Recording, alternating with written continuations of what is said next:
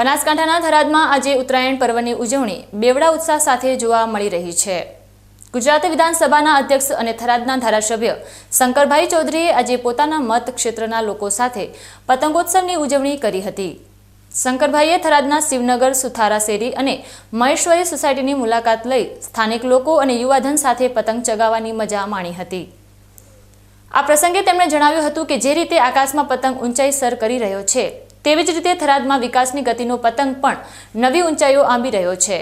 ઉત્તરાયણના આ પાવન પર્વે અધ્યક્ષ શંકરભાઈ ચૌધરીએ થરાદવાસીઓને એક મોટી ભેટ આપી છે। થરાદ નગરપાલિકાને હવે ક વર્ગમાંથી અ વર્ગમાં અપગ્રેડ કરવામાં આવી છે। આ મહત્વના નિર્ણયના કારણે હવે થરાદના વિકાસ માટે દર વર્ષે 25 કરોડ રૂપિયાની માતબર ગ્રાન્ટ ફાળવવામાં આવશે। અધ્યક્ષે ભારપૂર્વક જણાવ્યું હતું કે સરહદી વિસ્તારનો વિકાસ એ માત્ર સ્થાનિક જરૂરિયાત નથી, પણ રાષ્ટ્રીય સુરક્ષા માટે પણ અનિવાર્ય છે।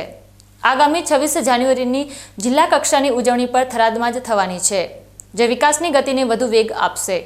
મજાની સાથે સાવચેતીનો સંદેશ આપતા તેમણે પતંગ રસિકોને વિનંતી કરી હતી કે પક્ષીઓની સુરક્ષા માટે સાંજના સમયે પતંગ ચગાવવાનું ટાળવું જોઈએ। સમગ્ર રાજ્યના પ્રજાજનોને મકર સંક્રાંતિની ખૂબ ખૂબ શુભકામનાઓ પાઠવું છું। ઉત્તરાયણનો પર્વ એટલે અંધકારમાંથી પ્રકાશ તરફની દિશા। આજના દિવસથી સૂર્યનારાયણ ભગવાન મકર રાશિમાં પ્રવેશ કરશે, ઉત્તરાયણ તરફ પ્રયાણ થશે અને નવી પૃથ્વી ઉપર એક નવી ઉર્જા તેની શરૂઆત થાય છે। ઉત્તરાયણનો પર્વ એટલે અહીંયા આપણે ત્યાં દાન પુણ્ય માટેનું પર્વ છે।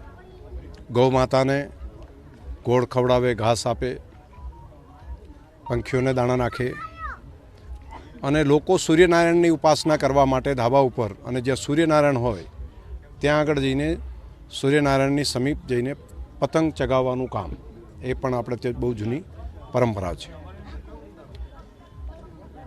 થરાદના પ્રજાજનોને આજે મારે શુભેચ્છાઓ સાથે રાજ્ય સરકારે જે એક ભેટ આપી છે, ખાસ કરીને શહેરી વિકાસ વિભાગ માન્ય મંત્રી શ્રી કનુભાઈ દેસાઈ એમના ડિપાર્ટમેન્ટ દ્વારા રાજ્યના મુખ્યમંત્રી ભૂપેન્દ્રભાઈ પટેલ અને ઉપમુખ્યમંત્રી માન્ય હર્ષભાઈ સંઘવી આ બંનેનો મારે આભાર માનવો પડે કે જેમણે થરાદ નગરપાલિકાને ક વર્ગની નગરપાલિકામાંથી અ વર્ગની નગરપાલિકા બનાવવાનો નિર્ણય કર્યો છે અને થરાદવાસીઓને આ એક મોટી ભેટ આપી છે, જેથી કરીને જે થરાદના વિકાસ માટે 3 કરોડની ગ્રાન્ટ આવતી હોય તે હવે 12 કરોડ જેટલી આવશે અને એક જ નહીં, લગભગ જોઈને દર વર્ષે 25 કરોડ કરતાં વધારાના નાણાં એક જ વર્ષની અંદર વધારાના જે પહેલાં આવતા હતા એના કરતાં આવશે, જેથી વિકાસનું કામ ખૂબ તેજ ગતિથી થશે। તે સિવાય જે મેકમ પણ સાઇટનું હતું 50 આજુબાજુનું એ 165 જેટલું થશે, એટલે લોકોની સુખાકારી માટે પણ સરકારી તંત્ર આટલા મોટા પ્રમાણમાં કામ કરશે। તો આવનારા સમયમાં જિલ્લા કક્ષાનું નગરપાલિકા એ આપણી થરાદ બને અને અહીંયા આગળ લોકોની સુખાકારી વધે તે માટેનું ઐતિહાસિક નિર્ણય આજે રાજ્ય સરકારે કર્યો છે અને થરાદના પ્રજાજનોને ઉત્તરાયણની ખૂબ મોટી ભેટ આપી છે।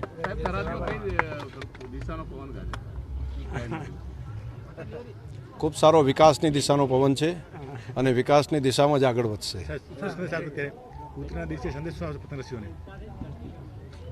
પતંગ ચગાવો, આનંદ કરો, પરંતુ પોતાનું ધ્યાન રાખો, ક્યાંય પડી ન જવાય તેનું કેર લે।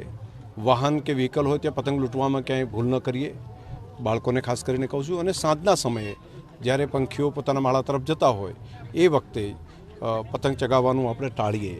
સાંજના સમયે 5 વાગ્યા પછી જ્યારે બિલકુલ ઠંડક થતી હોય છે અને પંખીઓ ત્યારે વધારે ઉડતા હોય એ વખતે આપણે પતંગ ન ઉડાડીએ, આવી પણ બધાને મારી વિનંતી છે। દિવસ એન્જોય કરે બધા, પરંતુ સાંજનો સમય આપણે પ્રકૃતિ માટે પણ ધ્યાન રાખીએ। ગાય માટે પણ એટલો બધો ગોળ કે લાડુઓ ન ખવડાવી દઈએ કે ઘણી વખત વધારે પડતું ખવડાવવાને કારણે એક જ દિવસે પુણ્ય ના કરી દઈએ, બીજા દિવસે પણ ખવડાવી શકાય, ત્રીજા દિવસે પણ ખવડાવી શકાય। બધા લોકો એક જ દિવસે જો વધારે પડતું ખવડાવશે તો કોઈ ગૌમાતાને પણ તકલીફ ન થાય તેનું પણ ધ્યાન આપણે રાખવું પડે। કૂતરાઓ માટે પણ આજે બનાવેલું છે એની આજે બનાવીએ, હજુ કાલે બનાવીએ, પરમ દિવસે બનાવીએ, તો રોજે રોજ ખવડાવવાની વ્યવસ્થા પણ આપણે કરીએ। થરાદ માટે આ વર્ષની ઉત્તરાયણ ખરેખર યાદગાર બની રહી છે। એક તરફ આકાશમાં રંગબેરંગી પતંગોની કાપી છે, તો બીજી તરફ થરાદના આંગણે વિકાસના નવા દ્વાર ખુલ્યા છે। વિધાનસભા અધ્યક્ષની આ મુલાકાત અને નગરપાલિકાના અપગ્રેડેશનની જાહેરાતથી થરાદવાસીઓમાં ખુશીની લહેર જોવા મળી રહી છે। હવે આગામી પ્રજાસત્તાક પર્વની તૈયારીઓ વચ્ચે થરાદ વિકાસના નવા આયામો સર કરવા સજ્જ બન્યું છે।